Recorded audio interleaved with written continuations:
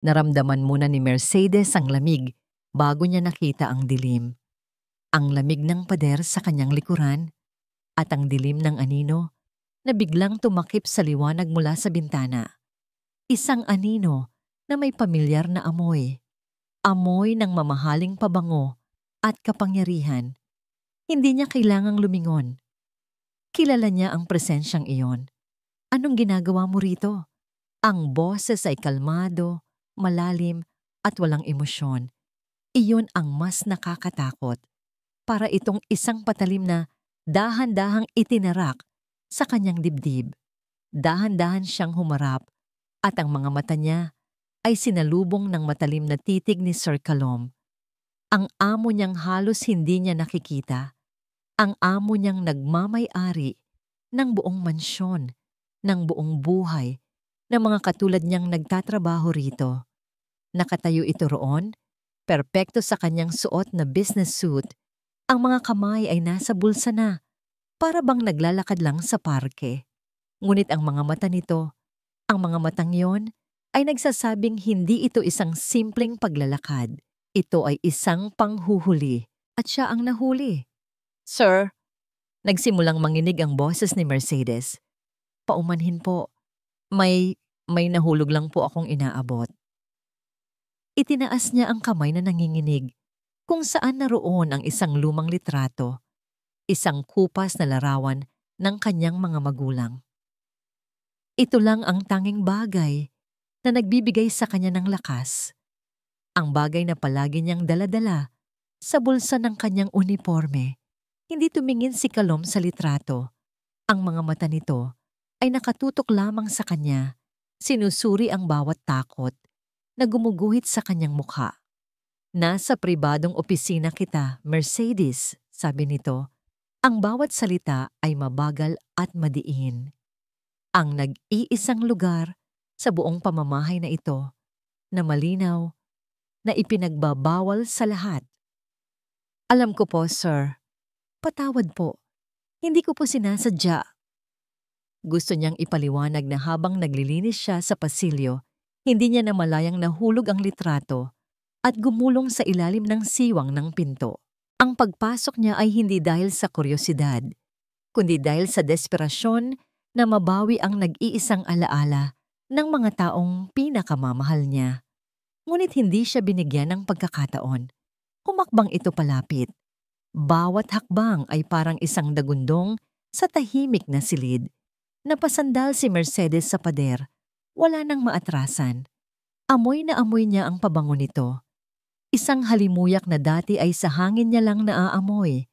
Ngunit ngayon ay bumabalot sa kanya, sumasakal sa kanya. Itinukod ni Kalom ang isang kamay sa pader, sa tabi mismo ng kanyang ulo. Nakulong siya. May mga panuntunan sa bahay na ito. Bulong nito, ang hininga ay mainit at may amoy alak. At ang mga panuntunang yon ang nagpapanatili ng kaayusan. Opo, sir, naiintindihan ko po. Sa tingin ko, hindi. Isang nangisi ang sumilay sa labi nito. Isang nangising hindi umabot sa mga mata. Dahil kung naiintindihan mo, wala ka dapat dito. Yumuko si Mercedes. Hindi niya kayang salubungin ang titig nito. Naramdaman niya ang matinding hiya, ang matinding takot. Hindi takot para sa sarili niya, kundi takot para sa dalawa niyang kapatid na naghihintay sa kanya sa maliit nilang barong-barong. Takot para sa mga pangarap niyang unti-unting gumuho. Pakiusap, sir. Bigyan niyo po ako ng isa pang pagkakataon. Hindi na po mauulit. Kailangan ko po ang trabahong to. Narinig niya itong tumawa. Isang tawang mahina, ngunit puno ng pang-uuyam. Lahat kayo, pare-pareho lang. Palaging kailangan ng trabaho. Palaging nagmamakaawa. Iniangat nito ang kanyang baba gamit ang dalawang daliri. Pinilit siyang tumingin dito. At sa mga mata nito, wala siyang nakitang awa. Puro lamig. Puro yelo. You're fired. 2 salita. Binitawan sa wikang banyaga, na para bang kahit ang sarili nitong wika ay ayaw nitong dungisan ng ganitong kabagsikan. Binitawan nito ang kanyang baba at tumalikod na ito na parang wala lang nangyari. Kinuha nito ang isang baso at nagsali ng alak. Kunin mo na ang mga gamit mo. Ayokong makita pa ang pagmumukha mo sa pamamahay na to pagbalik ko. Naiwan siyang nakatayo roon, gulat at hindi makagalaw. Ang mga salitang yon ay umalingaw-ngaw sa kanyang tainga. Paulit-ulit. You're fired, you're fired, you're fired. Parang isang malakas na sampal ang gumising sa kanya. Dahan-dahan siyang tumalikod. Ang mga luha ay nagsimula nang mamuo sa kanyang mga mata. Walang salitang lumabas sa bibig niya. Anong sasabihin niya? Anong laban ng isang kasambahay sa isang demonyong nagkatawang tao? Habang naglalakad siya palabas ng mansyon, dala ang maliit na bag na naglalaman ng lahat ng kanyang pag-aari. Ramdam niya ang mga tingin at bulungan ng ibang mga kasamahan. Ang iba ay may halong awa, ang iba naman ay may halong panghuhusga. Hindi siya lumingon. Itinaas niya ang kanyang noo. Kahit na durog ang puso niya, hindi niya hahayaang makita nilang talunan siya. Nang tuluyan ng sumara ang dambuhalang gate ng mansyon sa kanyang likuran, doon lang bumuhos ang kanyang mga luha. Ang bawat patak ay simbolo ng kanyang kabiguan. Ang pag-uwi sa kanilang maliit na tahanan sa gilid ng Kaisnang Estero ay parang isang parusa. Ang amoy ng basura at burak ay sumalubong sa kanya. Isang malupit na paalala ng realidad na sinusubukan niyang takasan. Ate, sinalubong siya ng kanyang 10 taong gulang na kapatid na si Lina. Ang aga mo yata umuwi. Wala ka bang dalang tinapay galing sa mansyon? Sa likod nito ay ang bunso nilang si Miguel, payat at maputla, na may hawak na lumang bola. Ngumiti si Mercedes, isang pilit na ngiti. Wala sarado na ang bakery. Pero huwag kayong mag-alala, magluluto si ate ng masarap na hapunan. Habang naghahanda siya ng kanin at itlog na maalat, ang tanging pagkain na kaya nilang bilhin, ang isip niya ay lumilipad. Paano na ang gamot ni Miguel? Paano na ang pag-aaral ni Lina? At paano na ang utang na iniwan ng kanilang mga magulang? Ang sagot ay dumating sa anyo ng isang malakas na kalabog sa kanilang pinto. Bumukas ito at iniluwa si Mang Cardo, ang lalaking pinagkakautangan nila. May dala itong 2 alalay na mukhang mga kriminal. Mercedes, sabi ni Mang Cardo, ang mga matay ganid na lumibot sa kanilang maliit na dampa. Mukhang maganda ang araw mo at ang aga mong umuwi. Nasaan na ang bayad mo? Nanginig si Mercedes, pero itinago niya ang mga kapatid sa kanyang likuran.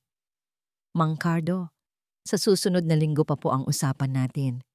Nagbago na ang isip ko. Sigaw nito. Kailangan ko na ng pera ngayon. Kung wala kang pera, baka itong kapatid mo na lang ang kunin ko.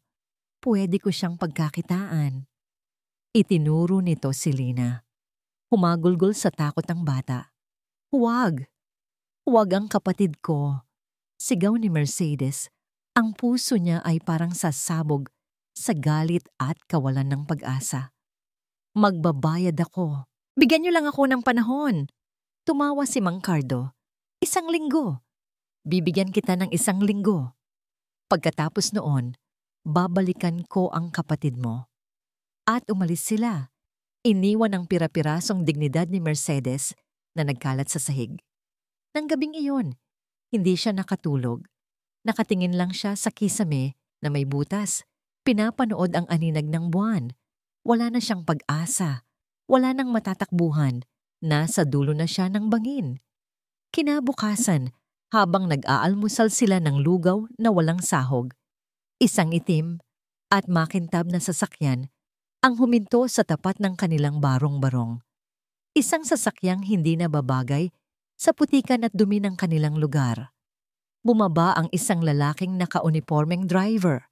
Lumapit ito sa kanya. Kayo po ba si Miss Mercedes Reyes? Tumango siya, nagtataka. May iniabot itong isang itim na envelope.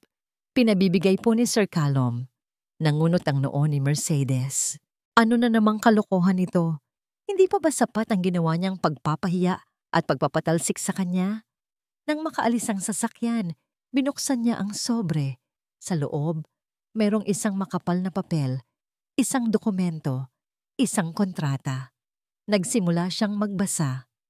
Employment contract, pangalan ng empleyado, Mercedes Reyes. Posisyon, personal maid to Mr. Calom De Marco. Sahod, 100,000 piso kada buwan. Namilog ang kanyang mga mata. 100,000? 10 beses na mas malaki sa sahod niya dati. Ito na ba ang sagot sa kanyang mga dasal? Ngunit habang binabasa niya ang mga susunod na linya, unti-unting nanlamig ang kanyang buong katawan. Mga tungkulin at responsibilidad. Tugunan ang lahat ng pangangailangan ni Mr. Calom De Marco. Manatili sa loob ng mansyon, sa isang kwartong katabi ng kwarto ni Mr. De Marco, maging available 24/7 para sa anumang personal na utos niya. Ang huling linya ang nagpatigil sa kanyang paghinga. Available 24/7 para sa anumang nabitawan niya ang papel. Ang salitang personal ay umaling-awngaw sa kanyang isip, puno ng kahalayan at pang-insulto. Hindi ito isang alok na trabaho. Ito ay isang alok para bilhin hindi lang ang kanyang serbisyo, kundi pati na rin ang kanyang pagkatao. Galit. Iyon ang unang naramdaman ni Mercedes. Isang nag-aalab, nagalit, na kumulo sa kanyang sikmura at umakyat hanggang sa kanyang lalamunan. Nilukot niya ang kontrata sa kanyang kamay. Ang makapal na papel ay naging isang walang saysay na bola sa kanyang palad. Paano nito nagawa ito? Paano nagkaroon ng kapal ng mukha si Calom na alukin siya ng ganito? Hindi ito kontrata. Isa itong insulto. Isang piraso ng papel na nagsasabing ang kanyang pagkatao, ang kanyang dignidad ay may presyo. At ang presyo ay 100,000 piso. Walang hiya siya, pabulong niyang sabi sa hangin. Hayop siya. Ibinato niya ang nilukot na papel sa isang sulok, kung saan tumama ito sa basag na pader ng kanilang barong-barong. Doon, sa gitna ng alikabok at dilim, nararapat ang isang maruming kasunduan. Naalala niya ang kanyang mga magulang. Naalala niya ang mga pangaral ng kanyang ama tungkol sa dignidad. Mercedes, anak, sabi nito noon, kahit gaano tayo kahirap, ang puri at dangal natin ang tanging yaman na hindi nila makukuha sa atin. Kung nabubuhay lang sila ngayon, anong sasabihin nila? Na ang anak nila ay pinag-iisipang ibenta ang kaluluwa para sa pera? Napayuko si Mercedes at napahawak sa kanyang ulo. Hindi niya kaya.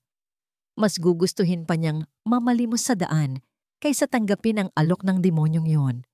Ngunit ang desperasyon ay parang tubig na dahan-dahang umaakyat sa isang lumulubog na barko. Hindi mo ito namamalayan sa una, hanggang sa naroon na ito sa iyong leeg, handa ka ng lunurin. Ate? Ang maliit na boses ni Lina ang pumutol sa kanyang pag-iisip. Nakatayo ito sa kanyang harapan. Ang mga mata ay puno ng pag-aalala. Bakit ka umiiyak? Dahil ba sa masamang lalaki kanina? Mabilis na pinunasan ni Mercedes ang kanyang mga luha at pilit na ngumiti. Hindi, bunso. May pumasok lang na alikabok sa mata ko.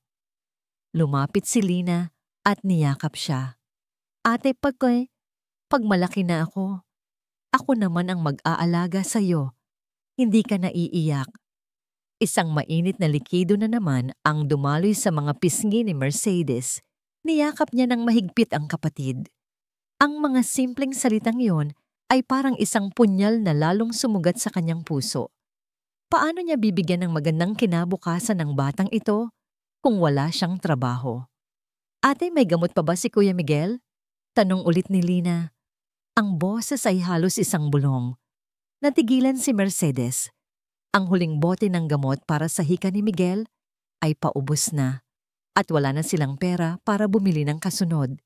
Dahan-dahan siyang tumayo at lumakad patungo sa sulok kung saan niya ibinato ang papel. Nanginginig ang kamay niya habang dinadampot ito.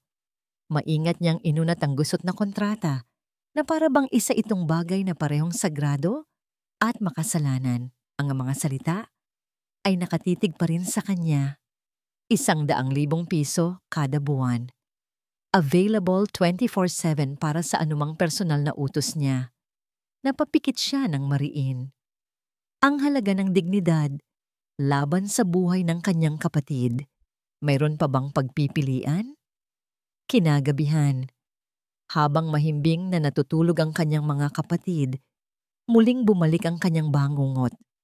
Isang malakas na kalabog sa pinto ang gumising sa kanilang tatlo. Mas malakas kaysa kahapon. Halos mawasak ang manipis nilang pinto. Sumigaw si Mang Cardo mula sa labas. "Mercedes, alam kong gising ka. Lumabas ka riyan kung ayaw mong gibain ko itong bulok mong bahay." Niyakap ni Mercedes ang nanginginig niyang mga kapatid. "Dito lang kayo. Huwag kayong lalabas." Binuksan niya ng bahagya ang pinto. Lasing si Mang Cardo at mas mukha itong demonyo kaysa dati. "Ano na? Nasaan na ang pera ko?" "Mang Cardo, pakiusap." Tinulak nito ang pinto ng malakas. Natumba si Mercedes sa sahig. Pumasok ito sa loob, kasama ang dalawa nitong alalay. Nagwala ito. Sinipa ang kanilang maliit na mesa. Binasag ang mga baso at plato. "Wala kang pera, ha?" Sigaw nito. Hinablot nito ang braso ni Lina. "Ate!" Umiiyak na sigaw ng bata. "Bitawan mo siya!" Sumigaw si Mercedes at sa isang iglap, ang takot niya ay napalitan ng tapang ng isang inang poprotekta sa kanyang anak. Kumuha siya ng 2x2 na kahoy at akmang ipapalo ito kay Mang Cardo. Ngunit mabilis ang isa sa mga alalay nito. Nasalo nito ang kanyang kamay at itinulak siya pabalik. "Aba! Lumalaban ka pa?" Tumawa si Mang Cardo. Binitawan nito si Lina at lumapit sa kanya. Hinawakan nito ang kanyang mukha. "Alam mo, sayang ka. Maganda ka sana. Baka ikaw na lang ang kunin ko. Mas malaki ang kikitain ko sa'yo." Naramdaman ni Mercedes ang pandidiri. Dinuraan niya ito sa mukha. Nagulat si Mang Cardo. Tapos ay dumilim ang mukha nito sa galit. Itinaas nito ang kamay para sampalin siya. "Hanggang bukas," sabi nito. Ibinaba ang kamay. "Bigyan mo ako ng pera hanggang bukas. Kung wala, hindi na ang kapatid mo ang babalikan ko. Ikaw." At umalis sila. Iniwan silang tatlo na nanginginig sa takot sa gitna ng nagkalat nilang mga gamit. Nang mga sandaling iyon, alam na ni Mercedes ang kanyang desisyon.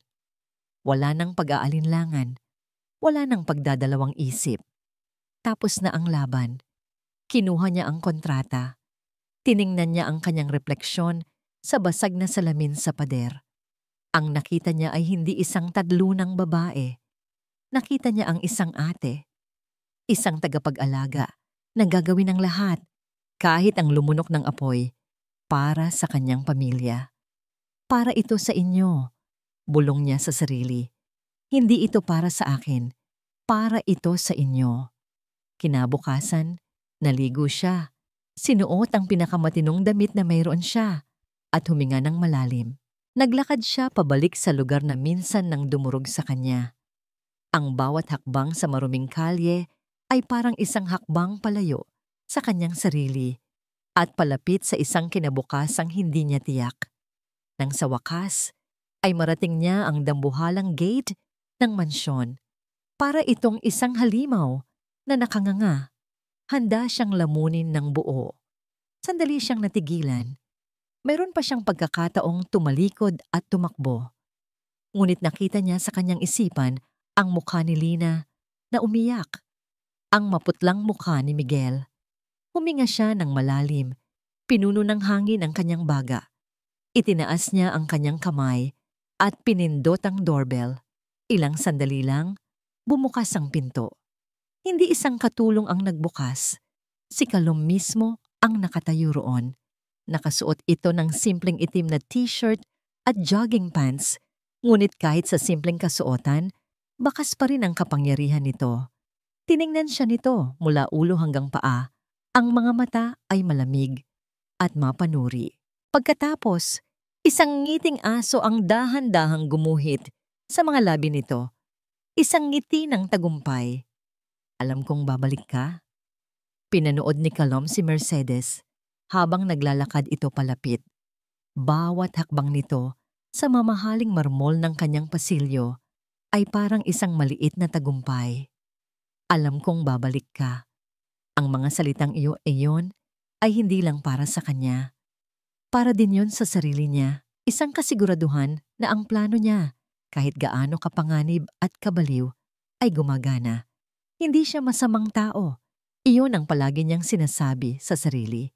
Siya ay isang taong natuto sa pinakamasakit na paraan. Natutong ang tiwala ay isang kalakal na hindi dapat ipamigay ng basta-basta. At ang pag-ibig?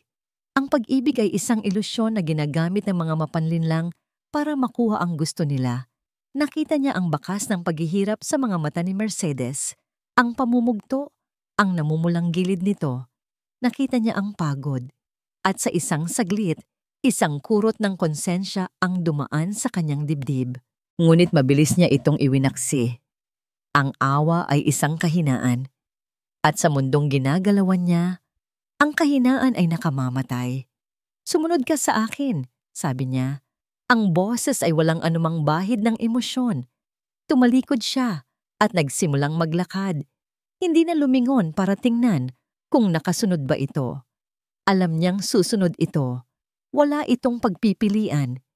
Ipinakita niya rito ang buong mansyon, hindi bilang isang amo na nagpapakilala sa bagong empleyado, kundi bilang isang hari na ipinapakita ang lawak ng kanyang kaharian. Ito ang kusina. Ito ang hardin. Ito ang library. Bawat salita ay mabilis at direkta. Lahat ng lugar na ito, maliban sa aking opisina at personal na silid-tulugan, ay teritoryo mo para linisin. Pero ang buhay mo sa loob ng mansyon na ito ay may mga panuntunan. Huminto sila sa gitna ng malawak na sala. Mula sa isang mamahaling mesa, kinuha niya ang isang papel. Ang kaparehong kontrata na ipinadala niya rito, pero may kalakip na listahan sa likod. Ito ang mga panuntunan ko. Sabi niya, iniabot ang papel. Basahin mo, isaulo mo, at siguraduhin mong hindi mo lalabagin ang kahit isa man lang sa mga ito. Nakita niya ang pag-aalinlangan sa mga mata ni Mercedes habang kinukuha nito ang papel. Nagsimula itong magbasa. 1. Laging tapusin ang trabaho, walang palusot. 2. Huwag mag-iingay ng hindi kailangan. 3. Bawal magpapasok ng sino man nang walang pahintulot ko. 4. Huwag kang magtatanong tungkol sa personal kong buhay. Nakita ni Calom na bahagyang kumunot ang noo nito sa ika-4 na panuntunan. At sa isang iglap, bumalik sa kanyang alaala ang isang mukha. Isang magandang mukha na may matamis na ngiti at mga matang puno ng kasinungalingan. Flashback. Saan ka pupunta, mahal ko? Tanong noon ni Isabela habang inaayos ang kurbata niya. May importante ka bang meeting? Ngumiti siya. Oo, tungkol sa bagong proyekto ng kumpanya. Huwag mo nang alalahanin. Hinalikan siya nito sa pisngi. Siyempre, aalalahanin ko. Lahat ng tungkol sa iyo, mahalaga sa akin. Kinabukasan, ang lahat ng detalye ng proyektong yon ay nasa kamay na ng kanyang pinakamalaking katunggali. At si Isabela, kasama ang 10 milyong piso mula sa kanyang kumpanya, ay naglaho na parang bula. Napailing si Calom, pilit iwinawaksi ang laso ng nakaraan. Iyon ang dahilan ng ika-4 na panuntunan. Ang mga tanong ay mga susi. At hindi na siya muling magbibigay ng susi kanino man para buksan at pagnakawan ng kanyang buhay. Nagpatuloy sa pagbabasa si Mercedes. 1. Lagi kang dapat nasa lugar kung saan kita makikita. Maliban na lang kung nasa kwarto ka para matulog. Muli, nakita niya ang pagkalito sa mukha nito. Hindi nito alam na ang panuntunang yon ay para sa kaligtasan nito. Hindi niya masabi na si Isabela ay nagbalik na. Hindi niya masabi na ang babaeng yon ay parang isang ahas na nag-aabang sa dilim, handang manuklaw sa sinumang malapit sa kanya. Kagabi lang, habang hindi siya mapakali sa pag-iisip kung tatanggapin ba ni Mercedes ang alok, nakita niya mula sa bintana ng kanyang opisina ang isang pamilyar na sasakyan na dumaan ng mabagal sa tapat ng kanyang gate. Pangatlong beses na sa linggong ito, alam niyang nagmamanman si Isabela at alam niyang desperada itong makaganti. Ang pagpapatalsik niya kay Mercedes sa unang pagkakataon ay isang padalos-dalos na desisyon para ilayo ito sa panganib. Ngunit nalaman niyang mas lalo lang itong nalagay sa alanganin sa labas. Kaya ngayon, ang tanging paraan para maprotektahan niya ito ay ang panatilihin ito sa loob, kung saan abot tanaw siya ng kanyang mga mata at ng kanyang mga security camera. Hindi ito pagkontrol, ito ay proteksyon. Ngunit paano niya ipapaliwanag iyon nang hindi isinisiwalat ang lahat? May problema ba sa mga panuntunan? Tanong niya. Ang boses ay mas malamig kaysa sa kanyang intensyon. Umiling si Mercedes. Wala po, sir. Iniintindi ko lang po. Mabuti. Lumakad siya patungo sa engrandeng hagdanan. Halika, ipapakita ko sa iyo ang magiging kwarto mo. Sumunod ito sa kanya sa ikalawang palapag. Nilagpasan nila ang mga guest room, ang library, at ang entertainment room. Huminto siya sa tapat ng isang pinto sa dulo ng pasilyo. Ito ang magiging kwarto mo, sabi niya. Binuksan nito ang pinto at sumilip sa loob. Isa itong simpleng kwarto, pero malinis at mas malaki ng 3 beses kaysa sa buong bahay nito. May sarili itong banyo. Salamat po, sir. Akmang tatalikod na si Kalom nang magsalita si Mercedes. Sir, maaari po bang magtanong? Humarap siya. Nakalimutan mo na ba ang rule number 4? Napayuko ito. Paumanhin po. Ngunit hindi po ito tungkol sa inyo. Tungkol po ito sa akin. Maaari ko po bang bisitahin ang mga kapatid ko kahit 1 beses sa 1 linggo? Natigilan si Kalom. Ito ang isang bagay na hindi niya napaghandaan. Kung lalabas si Mercedes, mas madali siyang malalapitan ni Isabela. Hindi, sagot niya. Nakita niya ang gulat at sakit sa mga mata nito. Pero sir, kailangan po nila ako. Sinabi ko ng hindi. Pag-uulit niya, mas madiin. Kung may kailangan sila, ipapadala ko ang driver ko. Pero ikaw, mananatili ka rito. Pero iyon ang huling panuntunan. Putol niya sa sasabihin nito. Ang boses ay nagbabanta na. Ang kwartong ito, itinuro niya ang silid ni Mercedes, ay katabi ng kwarto ko. Itinuro niya ang pinto sa tabi nito, ang pinto ng sarili niyang silid tulugan. Gusto kong malaman ang bawat galaw mo. Mula ngayon, dito ka matutulog. Nakita niya ang pamumutla sa mukha ni Mercedes. Ang pagkalito nito ay napalitan ng takot. Ngayon, hindi na siya mukhang amo sa paningin nito. Mukha na siyang isang halimaw, isang manyak.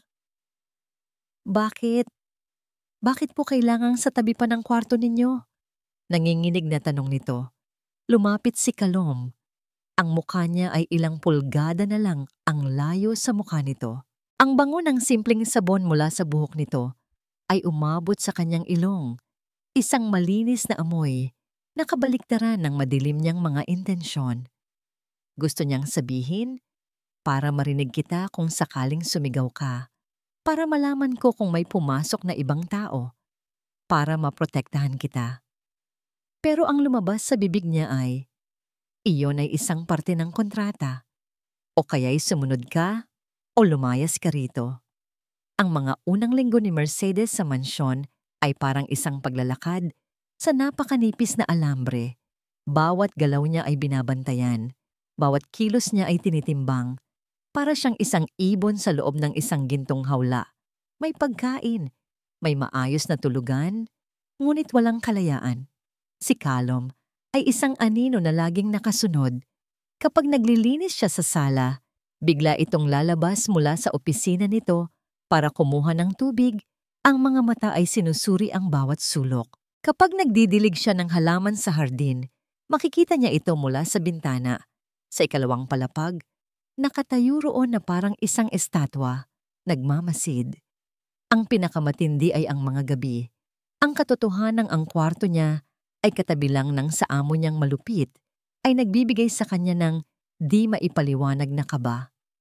Bawat kaluskos mula sa kabilang dingding ay nagpapatayo ng kanyang mga balahibo. Ang kanilang mga pag-uusap ay laging limitado at malamig. Mercedes, ipagtimpla mo ako ng kape. Mercedes, linisin mo ang sasakyan. Mercedes, ayusin mo ang mga papeles na ito. Walang pakiusap, walang salamat. Puro utos, puro batas. Isang hapon, habang naglilinis siya sa library, hindi niya napigilan ang sarili. Ang mga libro ni Callum ay nakakalat sa mesa. Walang kaayusan. Bilang isang taong mahilig sa libro, nasasaktan siyang makita ang mga ito na basta na lang iniiwan. Maingat niyang pinagpatong-patong ang mga ito. Inayos ayon sa laki at kulay. Ngumiti siya sa kanyang sarili nang makita ang resulta. Mas malinis tingnan, mas organisado. Anong ginagawa mo? Isang malamig na boses ang bumasag sa katahimikan. Halos mapatalon si Mercedes sa gulat. Nakatayo si Callum sa may pintuan. Ang nooy magkasalubong. Sir, inaayos ko lang po ang mga libro ninyo. Lumakad ito palapit sa mesa. Tiningnan nito ang maayos na pagkahanay ng mga libro. Hindi na may paghanga, kundi may halong inis. Sino na nagsabi sa iyong ayusin mo? Wala po, sir. Naisip ko lang po na hindi kita binabayaran para mag-isip. Putol nito sa kanya. Binabayaran kita para sumunod. Ibalik mo ang mga yan sa dati nilang posisyon. Natigilan si Mercedes. Po, ang sabi ko, ibalik mo sa pagiging magulo. Ulit nito, ang bawat salita ay madiin. Alam ko kung nasaan ang bawat libro dyan. Sa ginawa mo, mas lalo mo lang ginulo ang sistema ko. Napayo ko si Mercedes, ramdam ang pamumula ng kanyang mga pisngi. Dahil sa hiya at inis, walang pasasalamat, walang konsiderasyon. Ito na yata ang pinaka-aroganteng tao na nakilala niya sa buong buhay niya. Nang walang imik, sinimulan niyang guluhin muli ang mga libro. Habang si Callum ay nakatayo lang doon, pinapanood siya. Nang matapos siya, tumalikod ito at umalis ng walang anumang salita. Napabuntong hininga na lang si Mercedes. Ano bang problema ng taong to? Kinabukasan, gumising siyang masama ang pakiramdam. Masakit ang kanyang ulo at nilalamig siya kahit na mainit ang panahon. Ngunit hindi siya pwedeng magkasakit. Ang 100,000 piso ay may katumbas na trabahong walang pahinga. Pinilit niyang bumangon at gawin ang kanyang mga gawain. Pero habang tumatagal, lalong bumibigat ang kanyang katawan. Nagsimulang manlabo ang kanyang paningin. Habang nagpupunas siya ng isang malaking salamin sa pasilyo, naramdaman niyang umikot ang buong paligid. Napahawak siya sa pader para suportahan ang sarili, ngunit huli na ang lahat. Ang huli niyang nakita ay ang paglapit ng sahig bago nilamon ng dilim ang lahat. Nagising si Mercedes sa malambot na bagay sa kanyang likuran. Dahan-dahan niyang iminulat ang kanyang mga mata. Nakita niya ang pamilyar na puting kisame ng kanyang kwarto. Paano siya napunta rito? Sinubukan niyang bumangon, ngunit isang matinding sakit ng ulo ang pumigil sa kanya. Huwag ka munang gumalaw. Ang boses na yon. Napalingon siya at nakita si Callum na nakaupo sa isang silya sa tabi ng kanyang kama. Wala itong suot na mamahaling suit. Isang simpleng itim na t-shirt lang na lalong nagpatingkad sa matipuno nitong katawan. Natulala siya. Anong ginagawa nito rito? Sa loob ng kwarto niya, nahimatay ka, sabi nito, na para bang nababasa ang isip niya. Mataas ang lagnat mo. May inilapag itong tray sa kanyang tabi. Isang mangkok ng mainit na lugaw at isang baso ng tubig na may gamot. Kumain ka. Utos pa rin ang tono, pero may kakaiba. May bahid ng pag-aalala. O baka naman guni-guni niya lang yon dahil sa lagnat. Salamat po, sir. Sinubukan niyang abutin ng mangkok, ngunit nanginginig ang kanyang kamay. Inagaw ito ni Callum mula sa kanya. Kumuha ito ng isang kutsara, humihip at itinapat sa kanyang bibig. Nga. Namilog ang mga mata ni Mercedes. Susubuan siya ng amo niya? Ng demonyo niyang amo? Kakaya ko na po, sir. Sinabi nang huwag ka nang makulit. Sabi nito, naiinip. Kainin mo na to para makainom ka ng gamot. Wala siyang nagawa kundi ibuka ang kanyang bibig. Habang nanginunguya niya ang lugaw na medyo matabang at halatang hindi sanay ang nagluto, hindi niya maiwasang mapatitig kay Callum. Ang mukha nitong laging nakakunot at seryoso ay may kakaibang itsura ngayon. May kaunting pag-aalala sa mga mata nito habang pinapanood siyang kumain. Bakit niya ito ginagawa? Hindi ba't mas madali kung tumawag na lang siya ng doktor o utusan ng ibang katulong? Nang maubos niya ang lugaw at mainom ang gamot, kinuha ni Callum ang tray. Akala ni Mercedes ay aalis na ito, ngunit umupo lang ito pabalik sa silya. Magpahinga ka, huwag kang mag-alala sa trabaho, ako na ang bahala.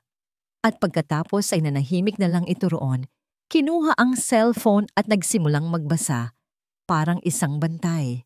Hindi maintindihan ni Mercedes ang lalaking ito na walang ginawa, kundi pahirapan. Siya ay siya ngayong nag-aalaga sa kanya. Isang bitak. Isang maliit na bitak ang nagsimulang lumitaw sa pader na bakal na nakapalibot sa puso ni Callum.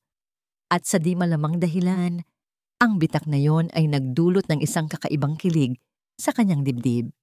Kinagabihan, mas mabuti na ang kanyang pakiramdam. Naisip niyang bumawi sa kabaitang ipinakita ni Callum. Naglinis siya sa sala. Habang nag-aalis siya ng alikabok sa isang maliit na cabinet, may nahagip ang kanyang kamay. Isang lumang picture frame. Nahulog ito at nabasag ang salamin. Naku! Mabilis niya itong pinulot. Sa loob ng frame ay isang larawan. Larawan ni Callum.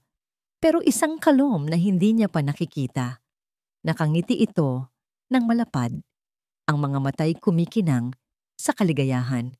At sa tabi nito ay isang napakagandang babae na nakasandig sa kanyang balikat. Napatitig siya sa larawan. Sino ang babaeng ito? Bakit ngayon niya lang nakita si Callum na ganito kasaya? Anong ginagawa mo? Ang boses ay hindi na malamig. Ito ay nagyayelo.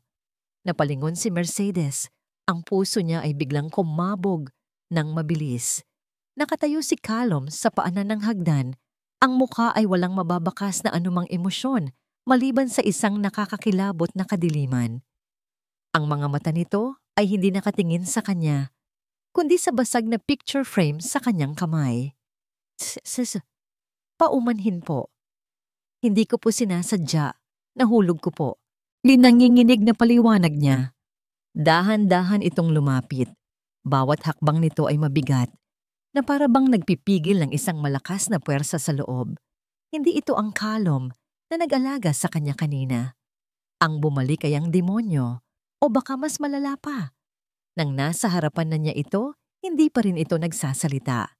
Dahan-dahan nitong kinuha ang frame mula sa kanyang kamay. Tinitigan nito ang larawan. Ang daliri nito ay marahang hinaplos ang mukha ng babae sa litrato. Sa isang saglit, nakita ni Mercedes ang isang bagay na mas malalim pa sa galit. Nakita niya ang sakit. Isang napakatinding sakit na halos pisikal. Ngunit kasing bilis ng paglitaw nito, nawala rin ito. Itinaas ni Callum ang kanyang tingin at ang mga mata nito ay muling naging yelo. Sino ang nagbigay sa iyo ng karapatan? Ang tanong ay binitawan ng mahina, ngunit puno ng bagsik.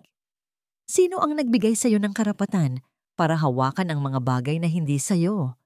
Sir, aksidente lang po talaga. Lumabas ka. Po? Ang sabi ko, lumabas ka. Isang malakas na sigaw ang kumawala mula rito. Isang sigaw na puno ng galit at sakit at lahat ng emosyon na matagal na nitong itinatago. Ang sigaw na yon ay umalingaw-ngaw sa buong mansyon at sa isang iglap, nasindak ang lahat ng katulong na nakarinig. Napaatras si Mercedes, takot na takot. Ito ang unang pagkakataon na nakita niyang magalit ng ganito si Calum. Huwag na huwag ka nang magpapakita sa akin ngayong gabi. Dagdag pa nito, bago mabilis na tumalikod at naglakad paakyat ng hagdan, dala-dala ang basag na larawan. Naiwan si Mercedes na nakatayo roon, nanginginig at litong-lito. Ang maliit na bitak na nakita niya kanina sa pader na bakal ni Calum ay biglang nagsara. At sa pagkakataong ito, ang pader ay tila mas naging makapal at mas mataas pa kaysa dati. Isinara ni Calum ang pinto ng kanyang opisina kasabay ng isang malakas na kalabog. Ang katahimikan na sumalubong sa kanya ay mas nakakabingi pa kaysa sa sarili niyang sigaw kanina. Naglakad siya patungo sa kanyang mesa. Ang basag na picture frame ay mahigpit na hawak sa kanyang kamay.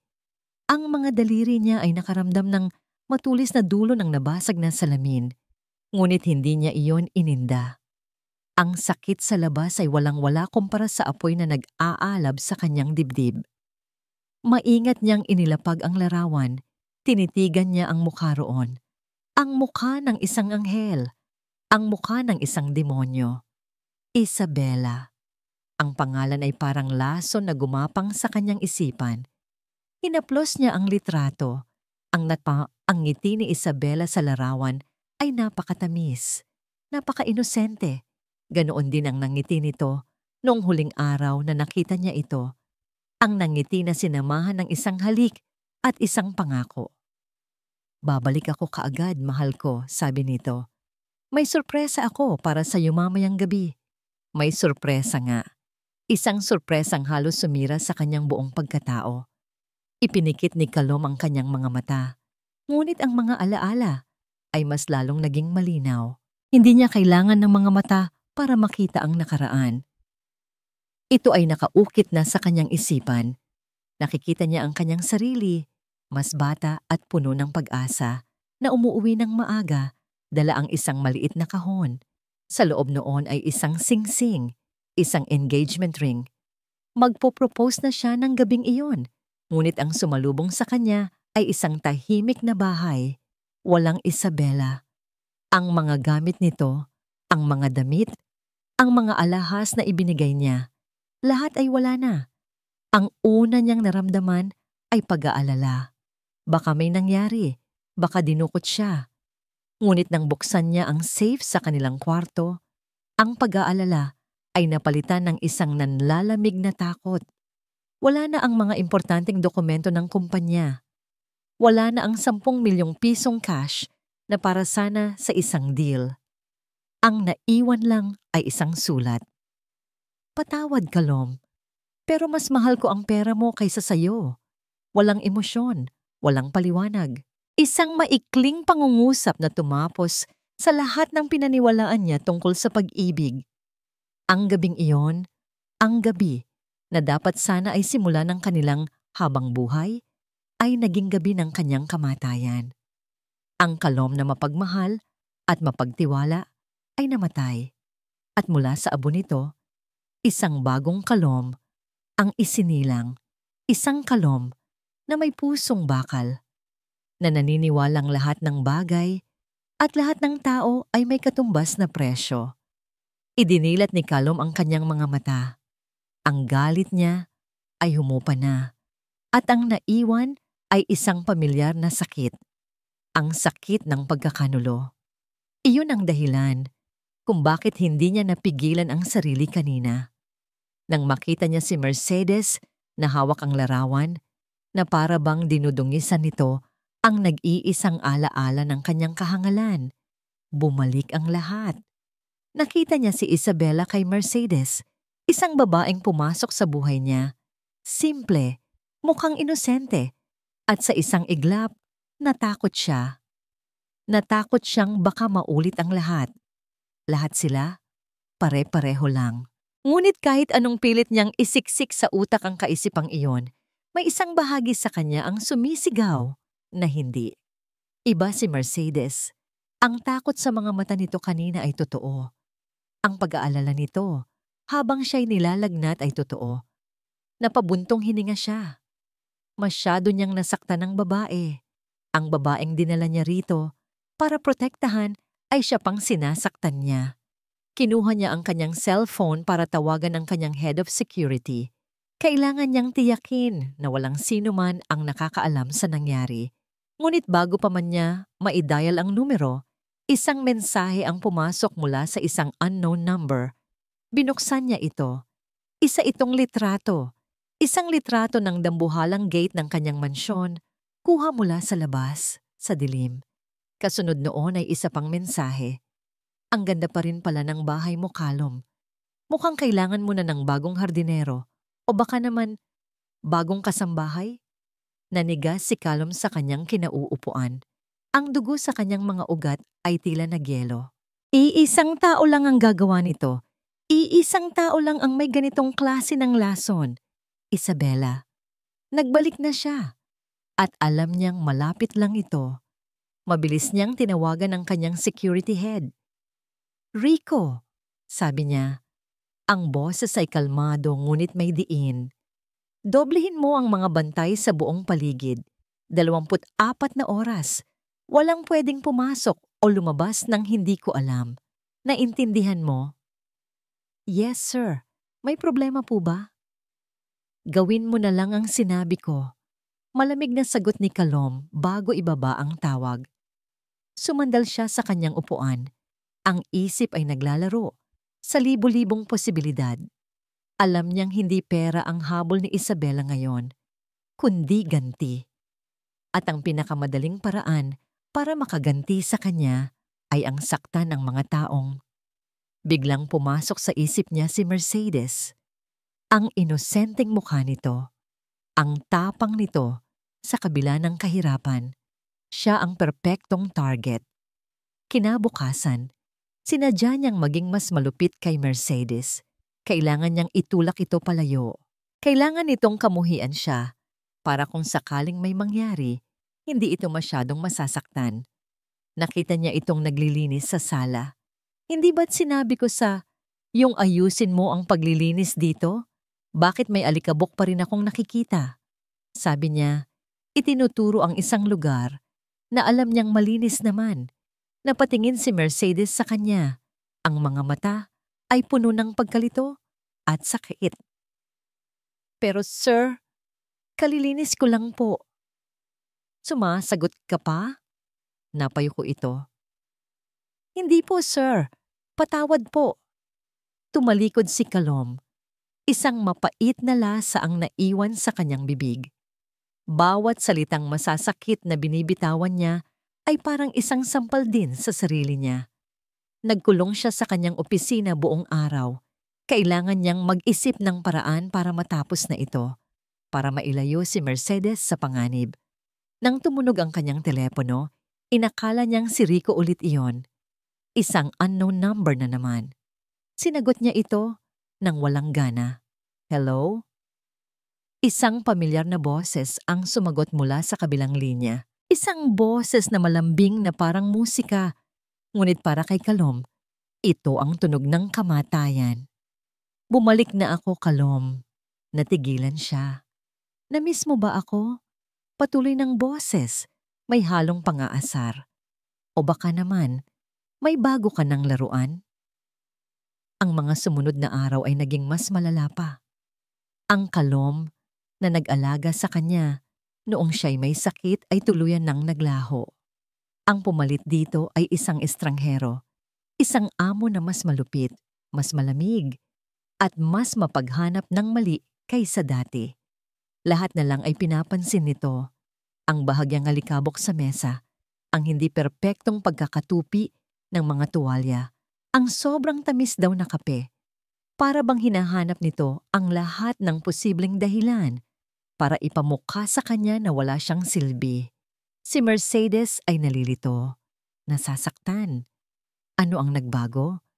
Bakit bigla na lang itong nag-iba?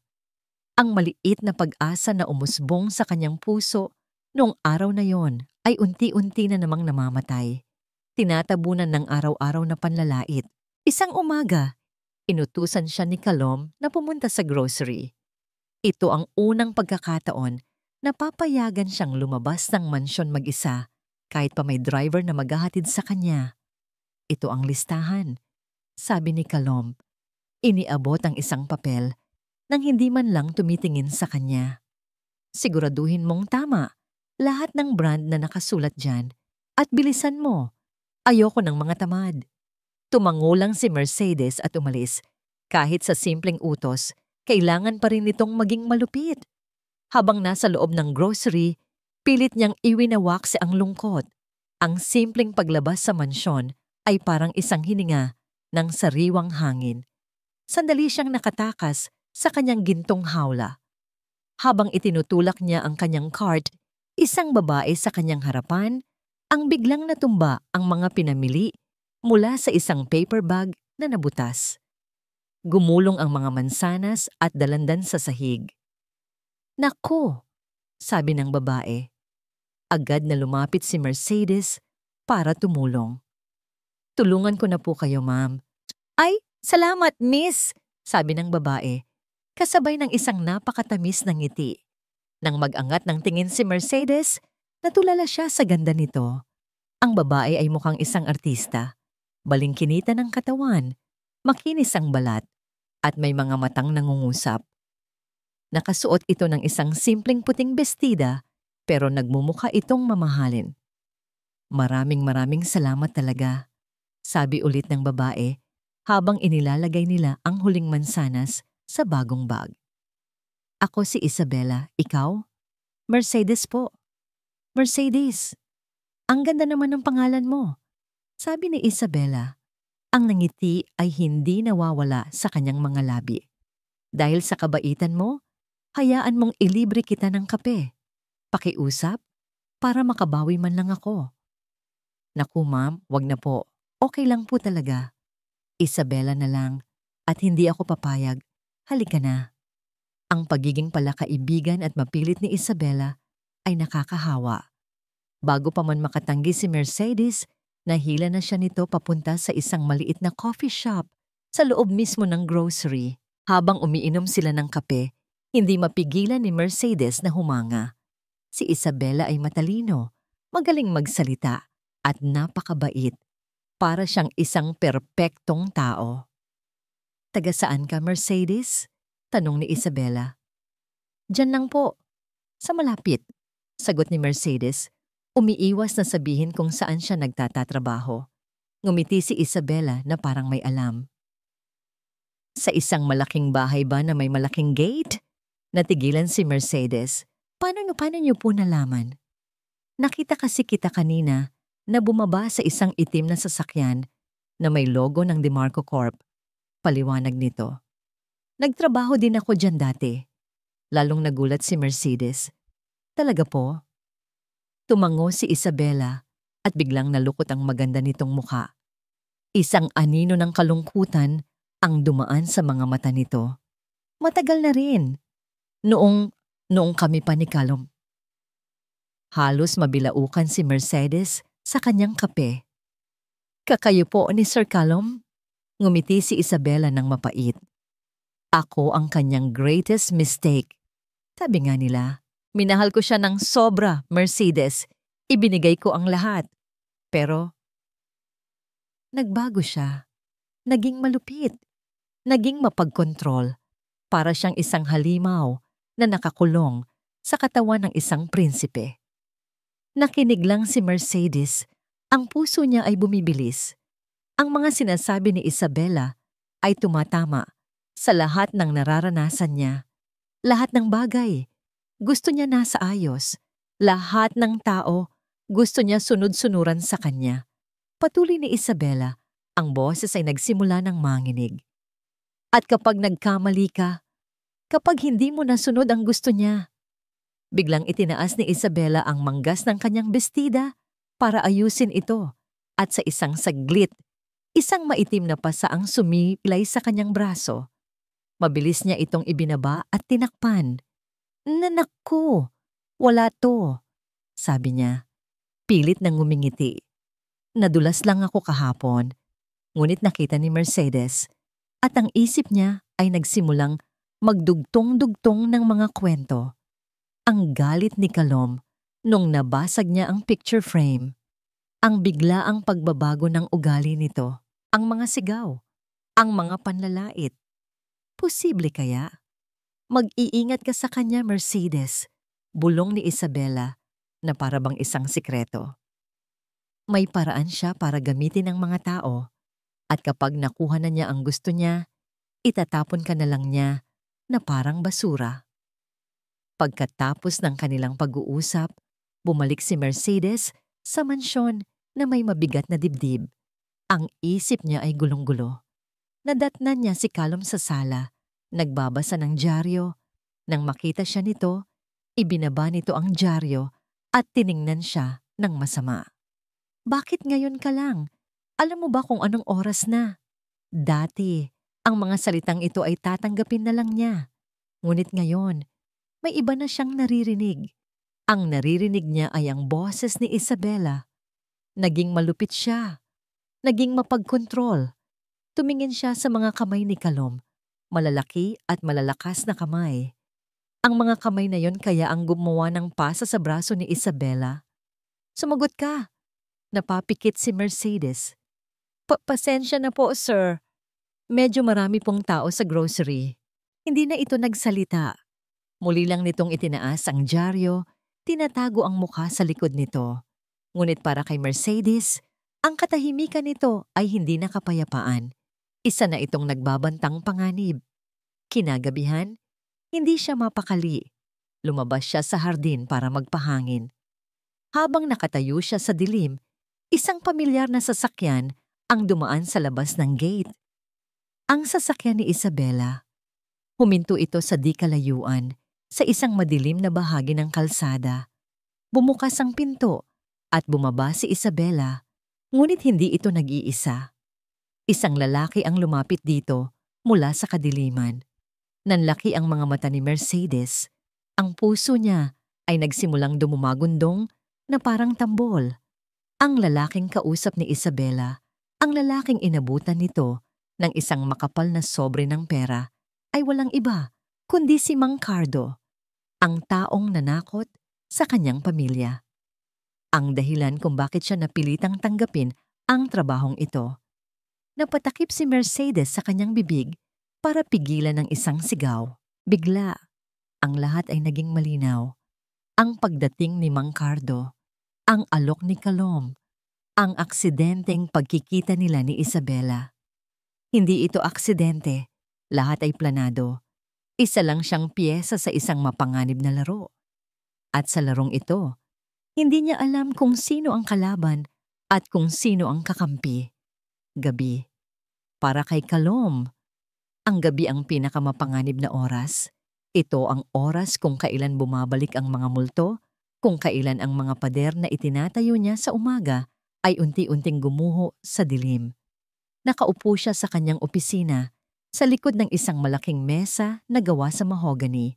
Ang tanging liwanag ay mula sa maliit na lamp sa kanyang tabi at sa malamig na sinag ng buwan na tumatagos sa bintana. Sa kanyang harapan ay isang baso ng whiskey. Ang kulay amber na likido ay parang gintong kumikinang.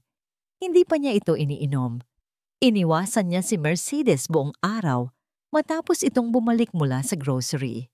Nakita niya ang pagkalito at sakit sa mga mata nito, at bawat sulyap ay parang isang suntok sa kanyang sikmura. Ang pagiging malupit dito ay mas nakakasakit sa kanya kaysa dito, pero kailangan para ito sa kaligtasan nito. Kaligtasan saan? Sa akin? Tanong ng isang maliit na boses sa kanyang isip. Napabuntong hininga siya. Ang babaeng yon. Mayroon itong paraan para pasukin ang kanyang isipan nang hindi niya namamalayan. Ang simpleng pag-aayos nito ng libro, ang amoy ng buhok nito noong nilalagnat ito, ang tapang nito sa kabila ng lahat. Unti-unti, ginigiba nito ang pader na matagal na niyang itinatayo. At iyon ang kinatatakutan niya. Biglang umilaw ang screen ng kanyang laptop. Isang email notification mula sa isang anonymous sender. Ang subject, ang katotohanan tungkol sa bago mong laruan. Nangunot ang noo ni Kalom. Ang mga salitang bagong laruan ay pamilyar. Ito ang eksaktong mga salita na ginamit ni Isabela sa telepono. Kinabahan siya. Dahan-dahan niyang iginalaw ang mouse at binuksan ang email. Walang katawan ng email. Ang tanging laman nito ay 2 attachments. Isang folder ng mga litrato at isang audio file. At isang maikling pangungusap sa ilalim. Akala mo natuto ka na? Mag-isip-isip ka ulit. Binuksan niya ang folder ng mga litrato. Ang kanyang puso ay nagsimulang tumibok ng mas mabilis. Ang mga litrato ay malinaw. Kuha mula sa malayo gamit ang isang high-powered lens. Ang nasa litrato ay si Mercedes. Nakaupo ito sa coffee shop kanina. At ang kasama nito, napatitig si Kalom. Ang lalaking kasama ni Mercedes ay si Anton Valencia, ang CEO ng pinakamalaki nilang kalabang kumpanya. Ang lalaking matagal nang sumusubok na pabagsakin siya. Sa isang litrato, seryoso silang nag-uusap. Sa isa pa, may iniabot na sobre si Anton kay Mercedes. At sa huli, nakangiti si Mercedes habang tinatanggap ito. Hindi! Bulong ni Kalom sa sarili. Paka na lang to. Pinilit niyang mag-isip ng maayos. Ang mga litrato ay pwedeng i-photoshop. Ang pagkikita ay pwedeng isang pagkakataon lang. Hindi si Mercedes ang tipo ng taong gagawa nito. Hindi. Ngunit ang lason ay nagsimula nang gumapang sa kanyang mga ugat. Ang mga alaala ng pagkakanulo ni Isabela ay bumalik na parang isang alon. Nilulunod ang kanyang katinuan. Nanginginig ang kamay niya na nang i-click ang pangalawang attachment. Ang pangalan ng file. Usapan Eng. Trader. Pinindot niya ang play. Isang putol-putol na recording ang umalingaw-ngaw sa tahimik na opisina. Static. Boses ni Mercedes. Kailangang mag-ingat. Mahigpit siya. Static. Boses ni Anton Valencia. Siguraduhin mo lang na nakukuha mo ang tiwala niya. Ang importante ay ang mga dokumento. Static. At pagkatapos, ang huling bahagi. Ang bahaging sumira sa lahat. Ang boses ni Mercedes, malinaw at direkta. Kapag nakuha ko na ang loob niya, madali na lang ang lahat. Sa huli, ang lahat ng pag-aari niya ay magiging sa atin. Napatigil ang paghinga ni Kalom. Binitawan niya ang mouse na para bang napaso. Ang audio recording ay umuulit-ulit sa kanyang isipan. Bawat salita ay parang isang karayom na itinusok sa kanyang puso. Ang lahat ng pag-aari niya ay magiging sa atin. Ang eksaktong pangako na binitiwan din ni Isabela noon. Ang parehong plano, ang parehong pagkakanulo. Lahat ay bumalik. Ang sakit, ang galit, ang hiya sa sarili dahil nagpaloko na naman siya. Akala niya iba si Mercedes. Akala niya totoo ito. Ang pagiging mahirap nito, ang pagmamahal sa mga kapatid, ang takot sa mga mata nito. Lahat pala ay isang malaking pag-arte, isang napakagaling na pag-arte na muli na namang bumihag sa tanga niyang puso. Ang pag-aalaga nito nung may sakit siya. Ang pag-aalala sa mga mata nito. Ang lahat ng yon ay parte lang pala ng plano. Isang masusing estratehiya para makuha ang kanyang tiwala. Tumingin siya sa baso ng whiskey sa kanyang harapan. Kinuha niya ito at ininom sa isang lagok. Ang mainit na likido ay gumuhit sa kanyang lalamunan. Ngunit hindi nito kayang pawiin ang apoy ng galit sa kanyang dibdib. Kinuha niya ang bote at nagsalin ulit. At isa pa, at isa pa. Ang mga pader na unti-unting ginigiba ni Mercedes ay muling itinayo ni Calom sa isang iglap. Ngunit sa pagkakataong ito, hindi na lang ito pader na bakal. Isa na itong kuta, napapalibutan ng nag-aalab na apoy, at walang sino man ang makakapasok pa. Ang lahat ng kabaitan, ang lahat ng pag-aalala, lahat ay kasinungalingan. Mula sa pagiging biktima, si Mercedes sa kanyang isipan ay naging isang halimaw, isang ahas na mas makamandag pa kay Isabela dahil nagtago ito sa balat ng isang inosenteng tupa. Dinampot ni Calom ang baso. Ang galit niya ay napakabigat na ang kanyang kamay ay nanginginig. Humigpit ang pagkakahawak niya dito hanggang sa crack! Nabasag ang baso sa kanyang kamay. Ang matutulis na bubog ay bumaon sa kanyang palad. Dumaloy ang dugo, pumapatak sa mamahaling kahoy ng kanyang mesa, ngunit hindi niya ininda ang sakit. Tinitigan niya ang duguan niyang kamay. Ang mga mata ay nanlilisik sa dilim. Ang pisikal na sakit ay isang paalala lamang ng mas malalim na sugat sa kanyang puso. Isang sugat na muling binuksan ng parehong pagkakanulo. Isang beses pa. Bulong niya sa sarili. Ang boses ay gisa, garalgal at puno ng lason. Ang bawat salita ay isang sumpa. Nagkamali na naman ako. Tumayo siya. Hindi pinapansin ang dugong patuloy na dumadaloy mula sa kanyang kamay.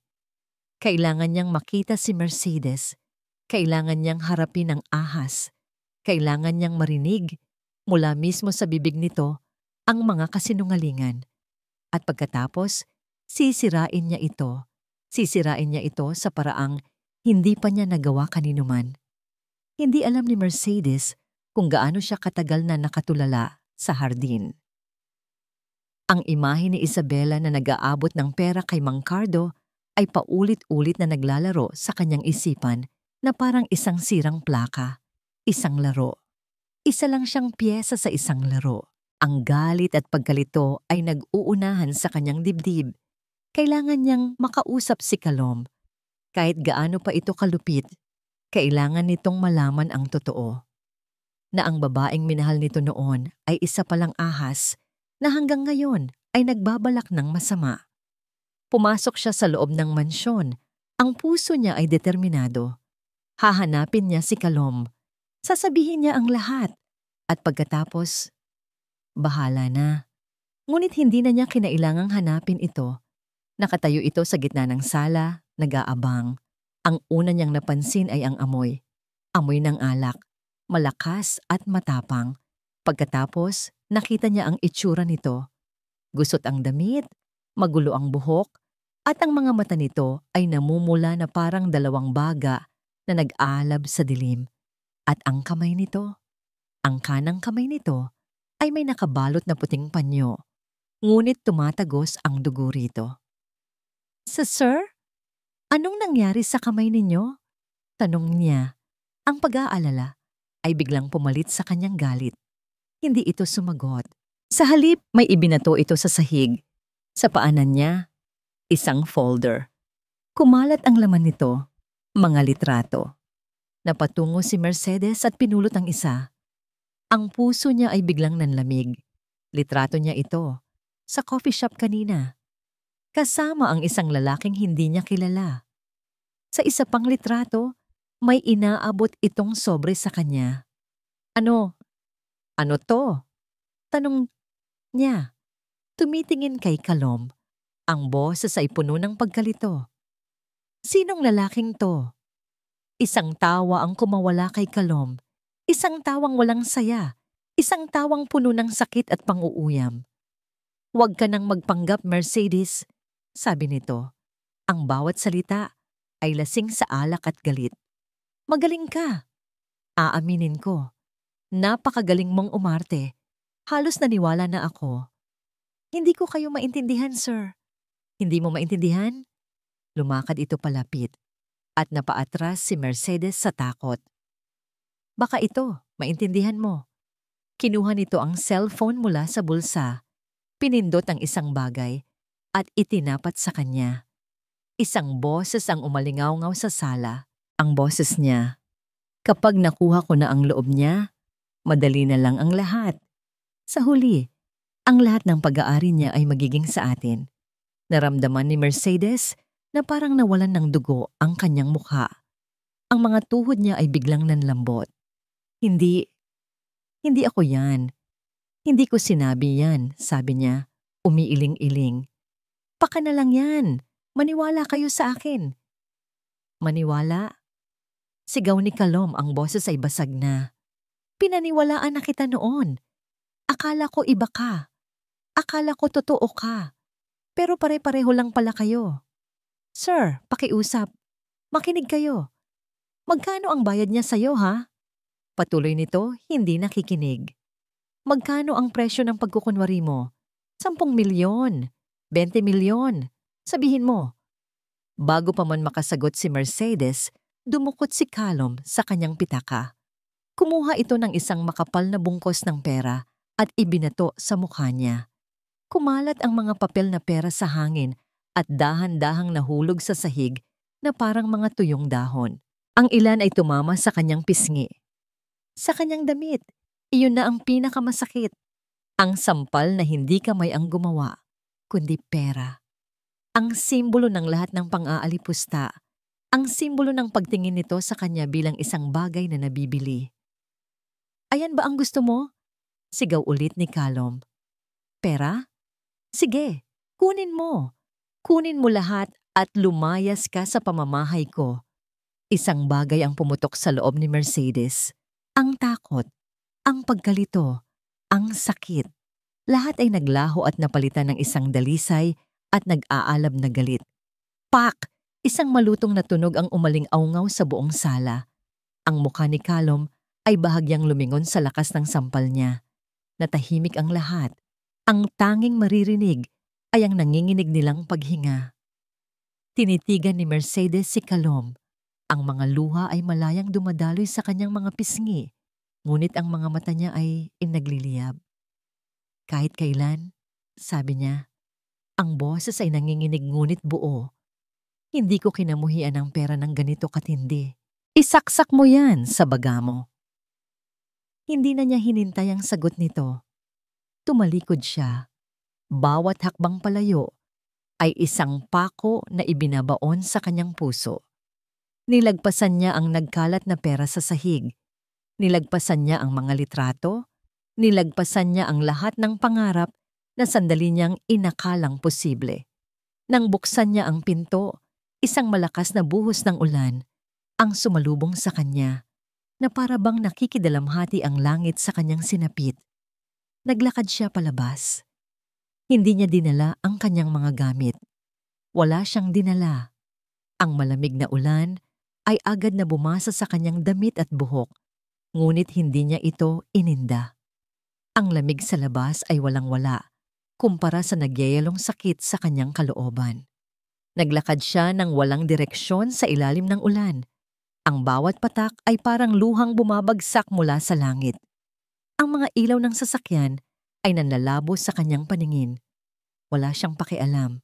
Hindi niya alam kung paano, pero dinala siya ng kanyang mga paa pabalik sa kanilang eskinita, pabalik sa kanyang totoong mundo. Nang nasa tapat na siya ng kanilang barong-barong, isang kakaibang takot ang gumapang sa kanya. Ang pinto ay bahagyang nakabukas at wasak ang kandado nito. Lina? Miguel? Tawag niya. Ang boses ay nanginginig. Pumasok siya sa loob. Ang dibdib niya ay sumikip sa kanyang nakita. Ang kanilang maliit na tahanan ay parang dinaanan ng bagyo. Nakataob ang mesa. Basag ang mga plato. Nagkalat ang kanilang mga damit sa sahig. Hinanap ng kanyang mga mata ang mga kapatid, ngunit wala sila. At sa gitna ng sahig, sa ibabaw ng isang punit na unan, ay may isang pirasong papel na iniwan. Kinakabahan niya itong dinampot. Isang sulat kamay na magulo at puno ng galit. May heto yan, Roy. Tapos na ang oras mo. Nabitawan ni Mercedes ang papel. Napaluhod siya sa maruming sahig. Ang huling lakas na natitira sa kanyang katawan ay tuluyan nang nawala. Wala na ang trabaho, wala na ang dignidad, wala na ang pag-asa. At ngayon, nawawala ang kanyang mga kapatid. Gumuho ang kanyang mundo. Isang malakas at puno ng sakit na sigaw ang kumawala mula sa kanyang lalamunan. Ngunit ang tunog nito ay nilamon ng malakas na buhos ng ulan sa labas. Walang sino man ang nakarinig. Nang umalis si Mercedes, ang malakas na buhos ng ulan sa labas ay hindi kayang punan ang biglaang katahimikan sa loob ng mansyon. Naiwan si Kalom na nakatayo sa gitna ng sala. Ang galit na parang bulkan na sumabog kanina ay unti-unting humupa. Ang naiwan ay ang abo, isang malamig, marumi, at mapait na abo ng pagsisisi. Ang amoy ng alak ay nanunuot pa rin sa hangin, ngunit ngayon, ang amoy na yon ay parang amoy ng lason. Ang lason na uminom sa kanyang katinuan. Tumingin siya sa paligid. Ang nagkalat na pera sa sahig ay parang mga basurang walang halaga. Ang duguan niyang kamay ay nagsimula ng kumirot. Bawat tibok ay isang paalala ng kanyang kabaliwan. Umupo siya sa sofa, ang ulo niya ay kumikirot. Ang huling sinabi ni Mercedes ay umalingaw-ngaw sa kanyang isipan. Mas malakas pa kaysa sa audio recording na narinig niya. Kahit kailan, hindi ko kinamuhian ang pera ng ganito katindi. Ang mga mata nito, wala siyang nakitang kasinungalingan doon. Ang nakita niya ay isang pusong dinurog at siya ang dumurog dito. Tanga, bulong niya sa sarili. Ang tanga-tanga mo. Paano siya naging ganito? Paano siya nagpadala sa isang email na walang pangalan? Sa mga litratong hindi niya alam kung saan nanggaling. Pinilit niyang paganahin ang kanyang utak. Ang utak ng isang negosyanteng laging sinusuri ang bawat detalye. Ang ebidensya, masyadong perpekto, masyadong malinis, masyadong nakadisenyo para tamaan ang kanyang pinakamalaking kahinaan. Dinampot niya ang kanyang cellphone at muling tiningnan ang mga litrato. Pinalaki niya ang isa, ang litrato, kung saan nakangiti si Mercedes habang inaabot ang sobre. Tinitigan niya ito ng maigi. Hindi ang mukha ni Mercedes, hindi ang sobre, kundi ang bintana ng coffee shop sa likuran nila. At doon, nakita niya ito. Isang maliit, halos hindi mapansing refleksyon sa salamin ng bintana. Ang refleksyon ng taong kumukuha ng litrato. Isang babaeng may pamilyar na buhok at pamilyar na tindig. Ang puso ni Kalom ay nagsimulang tumibok ng mabilis, hindi na sa galit, kundi sa isang bagong damdamin, pagdududa. Biglang tumunog ang kanyang telepono. Si Rico, ang kanyang security head. "Sir," sabi ni Rico, ang boses ay seryoso. "Pinapunta ko na po ang mga tauhan ko sa labas, pero may kailangan po kayong makita. Importante. Pumunta ka sa opisina ko. Ngayon na." Utos ni Kalom. Ilang minuto lang, pumasok si Rico sa opisina. Dala ang isang tablet. Ang mukha nito ay seryoso at hindi maipinta. "Sir, minanmanan po namin ang lahat ng CCTV sa lugar ng grocery kanina. Gaya ng utos ninyo," sabi ni Rico. "At may nakita po kami." Ipinakita ni Rico ang isang video. Kuha ito mula sa isang anggulo sa parking lot. Nasa video si Isabela na bumababa sa kanyang sasakyan. Pagkatapos ng ilang minuto, isang lalaki ang lumapit dito, si Anton Valencia. Sa video, malinaw na may iniabot na sobre si Isabela kay Anton. Pagkatapos, si Anton naman ang pumasok sa grocery.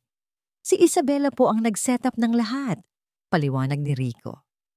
Pinapunta niya si Mr. Valencia para magpanggap na may ibinibigay kay Mercedes.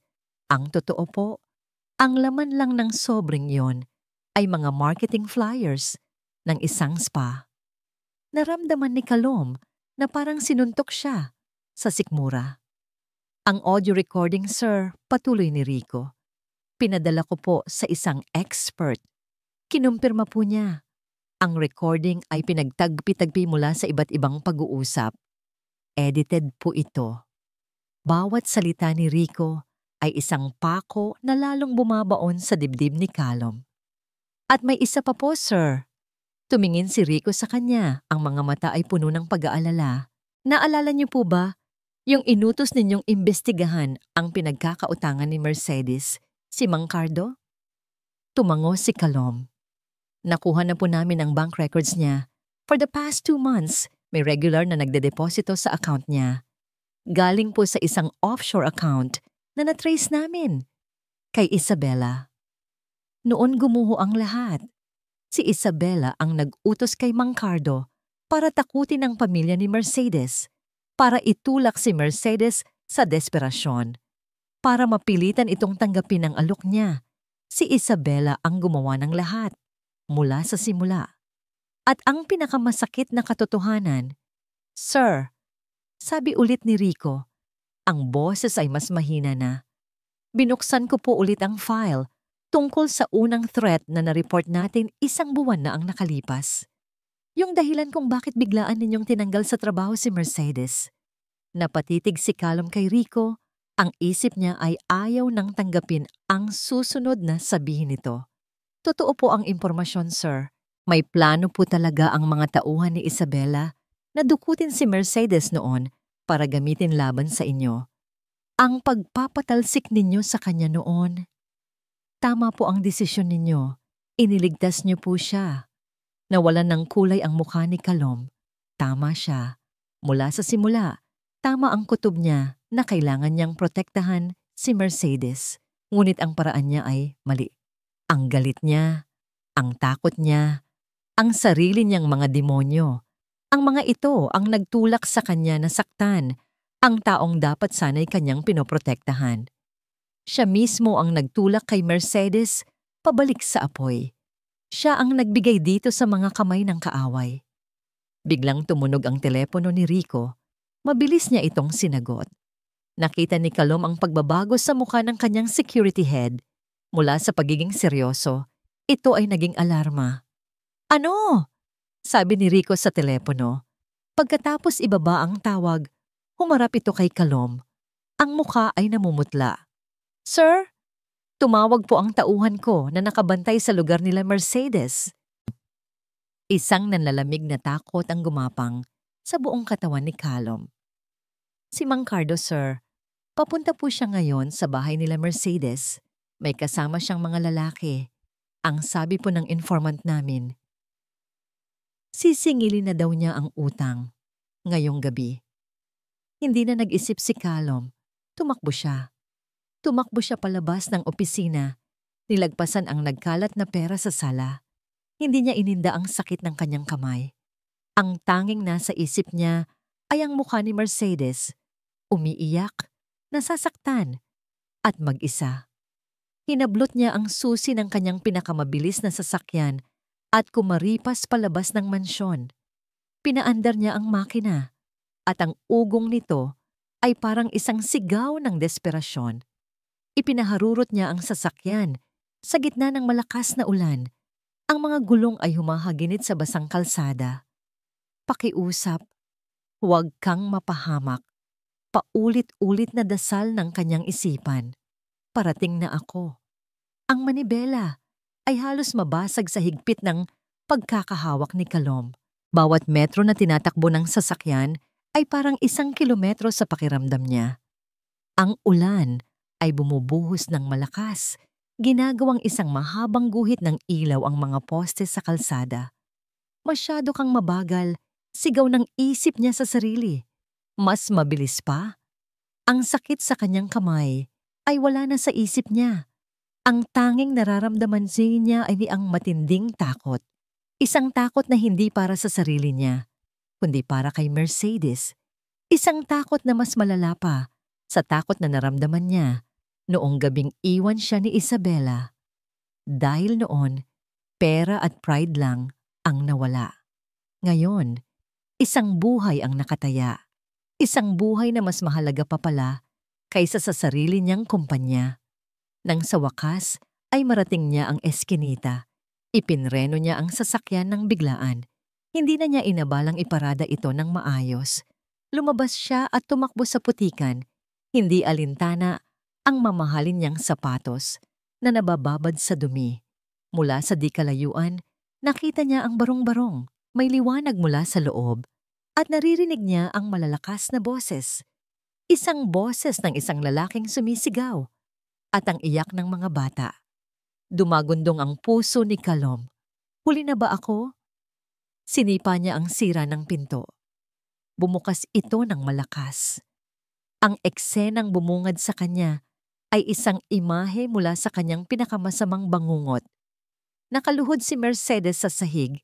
Ang mga balikat ay nanginginig habang yakap-yakap ang dalawa niyang kapatid. Sa kanilang harapan ay nakatayo si Mang Cardo.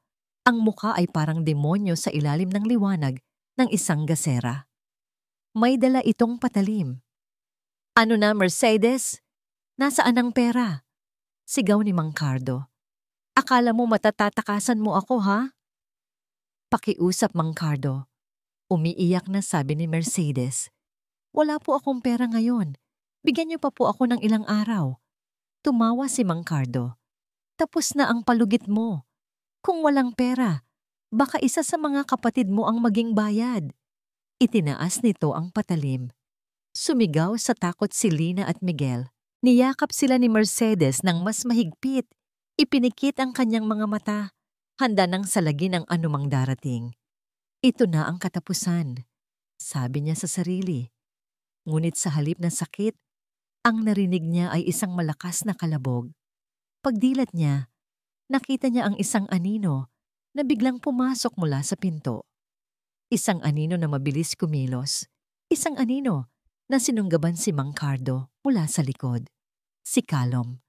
Nakita ni Mercedes ang isang Kalom na hindi niya pa nakikita kailanman. Wala ang aroganteng CEO. Wala ang malupit na amo. Ang naroon ay isang lalaking mabangis. Ang mga mata ay nag-aapoy sa galit. Isang malakas na suntok ang pinakawalan ni Kalom sa panga ni Mang Cardo. Tumalsik ang lalaki at nabitawan ng patalim. Sinubukan ng dalawang alalay nito na sumugod, ngunit para silang mga tuta na sumasalubong sa isang leon. Mabilis at brutal ang mga galaw ni Kalom. Isang siko sa sikmura, isang sipa sa tuhod. Sa loob lang ng ilang segundo, ang tatlong lalaki ay nakahandusay na sa sahig, umiinda sa sakit. Hindi pa tapos si Kalom. Nilapitan niya si Mang Cardo, hinawakan sa kwelyo at itinaas. "Huwag na huwag ka nang magpapakita sa kanila," sabi ni Kalom. Ang boses ay mahina, ngunit puno ng pagbabanta. "Huwag na huwag mong hahawakan kahit isang hibla ng buhok nila. Dahil sa susunod na gawin mo yan, sisiguraduhin kong hindi ka na makakakita ng umaga. Naiintindihan mo?" Nanginginig na tumango si Mang Cardo. Binitiwan siya ni Kalom at bumagsak ito sa sahig. "Umalis na kayo!" Sigaw ni Kalom. Nagmamadaling tumayo ang tatlo at kumaripas ng takbo palabas. Dala ang kanilang mga sugat at kahihiyan-giyan. Nang mawala na sila, ang adrenaline sa katawan ni Kalom ay tila biglang nawala. Ang mabangis na leon ay naging isang sugatang lalaki. Humarap siya kay Mercedes. Ang dibdib ay umaakyat baba sa pagod. Ang damit ay may bahid ng putik. Nakatayo lang si Mercedes doon. Yakap pa rin ang mga kapatid. Tinitingnan niya si Kalom na para bang isang multo.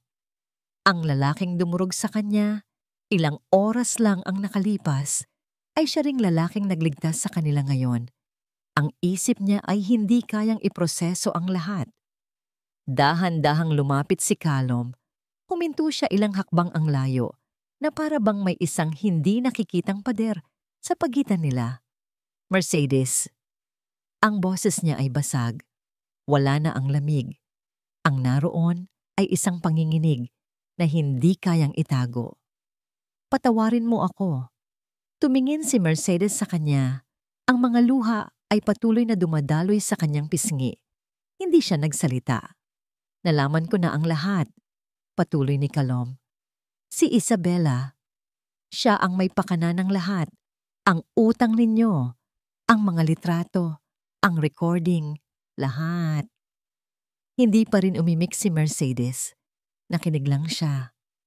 Ang dahilan kung bakit kita tinanggal noon? Huminga ng malalim si Kalom, hirap na hirap ilabas ang mga salita. Ay dahil may nalaman akong plano si Isabela na saktan ka. Tinanggal kita para protektahan ka. Para ilayo ka sa akin dahil alam kong delikado kapag malapit ka sa akin. Isang butil ng luha ang pumatak mula sa mga mata ni Kalom. Pero nagkamali ako. Sa kagustuhan kong protektahan ka, ako pa ang naging pinakamasakit na tao sa buhay mo. Ako pa ang nagtulak sa'yo sa panganib na to. Tumingin ito sa kanya. Ang mga mata ay puno ng pagsusumamo at sakit. Hindi ko hinihiling na bumalik ka sa trabaho. Hindi ko hinihiling na patawarin mo ako ngayon. Alam kong imposibleng yon. Lumapit pa ito ng isang hakbang. Ang mga kamay nito ay nanginginig sa gilid. Pinipigilan ang sarili. Nahawakan siya. Wala akong ibang sasabihin, Mercedes, kundi patawad. Patawad dahil nasaktan kita. Patawad dahil hindi ako naniwala sa iyo. Patawad sa lahat. Pagkasabi noon, dahan-dahan itong tumalikod. Aayusin ko ang lahat ng gulo na to. Sisiguraduhin kong hindi na kayo guguluhin ni Mang Cardo o ni Isabela, sabi nito, nakatalikod pa rin. Hindi na ako magpapakita sa iyo. Gusto ko lang na maging ligtas ka. At nagsimula itong maglakad palayo. Pabalik sa ulan. Pabalik sa dilim. Iniwan si Mercedes na nakatayo roon. Ang puso ay nagdurugo, ngunit ang isip ay biglang nagliwanag. Iniiwan nito sa kanya ang huling desisyon. Lumipas ang 3 araw. Ang ulan ay tumila na. Ang sumunod ay ang banayad na sikat ng araw na parang isang pangako ng bagong simula. Para kay Mercedes, ang mga araw na yon ay parehong payapa at nakakabingi. Payapa dahil wala ng Mang Cardo na gumugulo sa kanila. Isang abogadong ipinadala ni Kalom ang dumating noong unang araw. Dala ang mga papeles na nagsasabing ang utang nila ay nabayaran na ng buo. Hindi bilang isang regalo, kundi bilang danyos perwisyo sa ginawang pananakot ni Mang Cardo. Nalaman din nilang inaresto na ito kasama ang 2 nitong alalay. Ligtas na sila. Ngunit ang katahimikan ay nakakabingi. Sa bawat sandali ng kapayapaan, ang mukha ni Kalom ang naaalala niya. Ang mukha nitong basag sa sakit. Ang mga luhang pilit nitong itinatago. Ang pagtalikod nito sa gitna ng ulan. Hindi na ito nagpakita. Hindi na ito tumawag. Tinupad nito ang pangako nito. Nakatanggap siya ng isa pang sobre kinabukasan. Hindi ito galing kay Kalom, kundi sa isang foundation. Sa loob ay isang sulat na nagsasabing sina Lina at Miguel ay nabigyan ng full scholarship hanggang kolehiyo. Alam ni Mercedes, kahit walang pangalan, kung kanino galing ang anonymous na tulong na yon. Nakaupo siya sa labas ng kanilang maliit na bahay. Pinapanood ang mga kapatid niyang masayang naglalaro sa sikat ng araw. May pagkain sila sa mesa. May gamot na si Miguel, may pag-asa na sa pag-aaral ni Lina. Lahat ng gusto niya, lahat ng ipinagdasal niya ay natupad na. Ngunit bakit parang may kulang? Bakit sa bawat pagngiti niya para sa mga kapatid niya, may isang bahagi sa puso niya ang nakakaramdam ng lungkot? Pinatawad na niya si Kalom. Noong gabing iyon, habang pinapanood niya itong maglakad palayo, sugatan at basang-basa sa ulan, doon niya naintindihan. Ang galit ni Kalom ay hindi galit sa kanya, kundi galit sa sarili nitong nakaraan. Ang kalupitan nito ay isang baluti para protektahan ang isang pusong minsan ng dinurog. Pareho lang sila. Parehong takot masaktan. Parehong nagtayo ng pader. Ang pagkakaiba lang, ang pader niya ay gawa sa pride, habang ang pader nito ay gawa sa sakit. Tumayo si Mercedes. Hindi niya na kayang maghintay lang. Ang pagpapatawad ay hindi sapat kung itatago mo lang ito sa iyong puso. Pumasok siya sa loob, naligo, at sinuot ang pinakamaganda niyang damit. Isang simpleng dilaw na bestida na minsan niyang binili sa ukay-ukay. Lina, ikaw muna ang bahala kay Miguel, ha? May pupuntahan lang si ate, sabi niya. Saan ka pupunta, ate? Ngumiti si Mercedes. Susunduin ko lang ang kulang. Nag-commute siya papunta sa sentro ng syudad. Ang bawat jeep na sinasakyan niya, ang bawat taong nakakasabay niya, ay isang paalala ng mundong ginagalawan niya. Isang mundong napakalayo sa mundo ni Callum. Ngunit ngayon, wala na siyang pakialam. Nakarating siya sa harap ng isang nagtataasang gusali na may nakaukit na pangalan sa itaas. DeMarco Corp. Huminga siya ng malalim at pumasok. Ang lahat ng tao sa loob ay abala, nakasuot ng mga mamahaling damit. Tiningnan siya ng guard at ng receptionist mula ulo hanggang paa. Miss, anong ko kailangan nila? Tanong ng babae sa front desk. Gusto ko sanang makausap si Mr. Callum DeMarco. Tinaasan siya nito ng kilay. May appointment po ba kayo? Wala. Pero pakisabi na lang, nandito si Mercedes. Nakita niya ang pag-aalinlangan sa mukha ng babae, ngunit may kung anong awtoridad sa boses ni Mercedes na nagpatango dito. Ilang sandali lang, pagkatapos ng isang tawag sa telepono, ang mukha ng receptionist ay nagbago mula sa pagiging mapagmataas tungo sa pagiging magalang. Sige po, ma'am. Sa pinakataas na palapag daw po, sa opisina ng CEO. Nang bumukas ang pinto ng elevator sa penthouse floor, isang malawak at tahimik na opisina ang bumungad sa kanya. At sa dulo, sa likod ng isang malaking mesa, nakatayo si Callum, nakatalikod at nakatingin sa malaking bintanang salamin na tanaw ang buong syudad. Mukha itong pagod, mukha itong malungkot, mukha itong mas nag-iisa kaysa dati. Dahan-dahan siyang lumapit. Narinig nito ang kanyang mga yapak at humarap ito. Nagulat si Callum nang makita siya. Ang mga mata nito ay nanlaki. Ang baluti ng isang CEO ay biglang nawala. Mercedes, anong ginagawa mo rito? Huminto si Mercedes ilang hakbang ang layo mula sa mesa nito. May naiwan ka yata. Nangunot ang noo ni Callum. Wala. Naipadala ko na ang lahat. Hindi. Putol ni Mercedes sa kanya. Isang maliit na ngiti ang sumilay sa kanyang mga labi. Hindi ang pera. Hindi ang scholarship. May iba kang naiwan. Lumapit pa siya. Nandito ako. Hindi dahil sa utang na binayaran mo o sa pag-aaral ng mga kapatid ko. Nandito ako dahil sa'yo. Natigilan si Callum. Walang salitang lumabas sa bibig nito. Pareho tayong nagkamali. Patuloy ni Mercedes, ang boses ay malumanay. Nagpadala ako sa pride ko. Nagpadala ka sa sakit ng nakaraan mo. Pareho tayong nagtayo ng pader. Pero Callum, ang mga pader, pwedeng gibain. Lumapit pa siya hanggang sa halos magkadikit na sila. Tumingala siya para salubungin ang mga mata nito. Pinapatawad na kita, bulong niya. Sa mga salitang iyon, isang luha ang tuluyang pumatak mula sa mga mata ni Callum.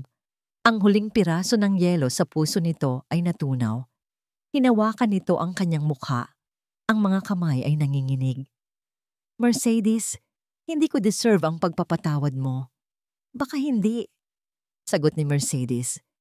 At baka hindi mo rin deserve ang pagmamahal ko.